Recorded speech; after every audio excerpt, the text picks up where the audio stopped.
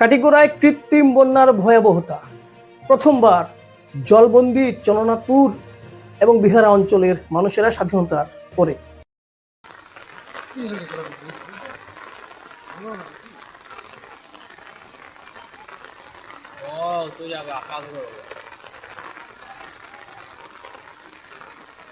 নমস্কার, north east নিউজে আপনাদের স্বাগত জানাই। মনিভূষণ চৌধুরী।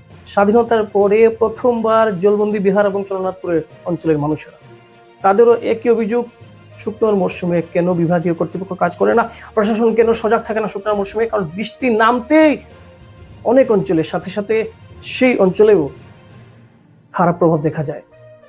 মানুষ ঘরবাড়ি বানাচ্ছেন এবং অনেকে বলছেন নালা সেই অঞ্চলের অনেক স্থানে সঠিক প্ল্যান করে করা হয় না, ফলে দুর্ভোগ পোহাতে হয়।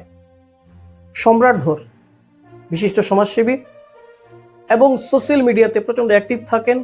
তার স্পষ্ট অভিমত একে ঘিরে, কারণ জনসাধারণের সজাগতা এবং প্রশাসনকে নিয়ে উনি অনেক কথা বলেছেন। কৃত্রিম বন্যার জেরে চরম দুর্ভোগের শিকার হচ্ছেন কাছাড় জেলার কাটিগড়া বিধানসভার বড়াইল পাহাড় পাদদেশের বিহারা এলাকার বাসিন্দারা। স্থানীয় মানুষের দাবি, স্বাধীনতার পর এই প্রথম এমন পরিস্থিতির মুখোমুখি হতে হচ্ছে তাদের। টানা বৃষ্টির জেরে এলাকা জুড়ে জলাবদ্ধতার সৃষ্টি হলেও প্রাকৃতিক বন্যার তুলনায় এবার মূল সমস্যা হয়ে দাঁড়িয়েছে অপরিকল্পিত নির্মাণ ও জল নিষ্কাশনের ব্যবস্থার অভাব। স্থানীয়দের অভিযোগ, আগে যখন কাটিগড়া বা বোরখলা অঞ্চলে বন্যা দেখা দিত, তখন বহু মানুষ নিরাপদ আশ্রয়ের জন্য বিহারা এলাকায় এসে থাকতেন। কারণ পাহাড়ের পাদদেশে অবস্থিত এই অঞ্চল সাধারণত জলমুক্তই থাকতো। কিন্তু সময়ের সঙ্গে সঙ্গে এলাকায় গড়ে উঠছে আসামমালা প্রকল্পের রাস্তা, এফডিআই গুদাম, রেল ইয়ার্ড সহ একাধিক শিল্প ও বাণিজ্যিক অবকাঠামো। ফলে এখন কোথায় উঠবেন তারা, এ চিন্তা তাদের। স্থানীয় বাসিন্দারা দ্রুত প্রশাসনের হস্তক্ষেপ কামনা করছেন এবং জল বন্দি যে অবস্থা তাদের রয়েছে তা থেকে মুক্ত চাইছেন অতি দ্রুত, এবং ভবিষ্যতে যেন শুকনোর মৌসুমে কাজ করা হয়, এর দাবিও স্থানীয়দের। নর্থ ইস্ট নিউজের বিশেষ প্রতিনিধি হিফজুর রহমান বরভুইয়ার প্রতিবেদন। বিভিন্ন কারণ আছে, যার মধ্যে উল্লেখযোগ্য কারণটা হয়েছে গিয়া নালার জবরদখল।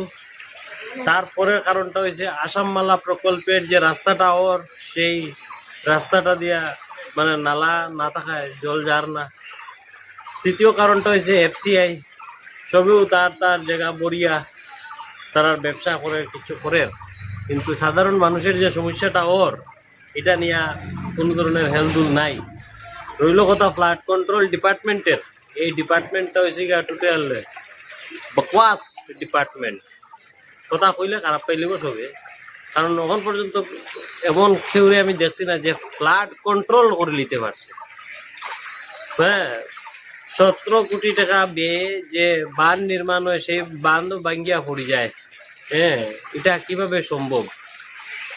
বিভিন্ন কারণ আছে। আর সরাসরি যদি করে দোষারোপ করতে লাগে তো এটা আমরা নিজেও দায়ী, কারণ আমরা সমস্যার সমাধানের লেগে অজ্ঞায়ী আই না। যখনও সমস্যা করি তখনও কেউ না করে দোষারোপ করি। কিন্তু আজকের যে পরিস্থিতিটা আমরা মুখোমুখি হয়েছি, যে বিহারাতে একটা সময় ফ্লাড হইলে পরে মানুষে আশ্রয় নিত, আজকে সেই আশ্রয়স্থলটাও নিজে বন্যার জলে প্লাবিত।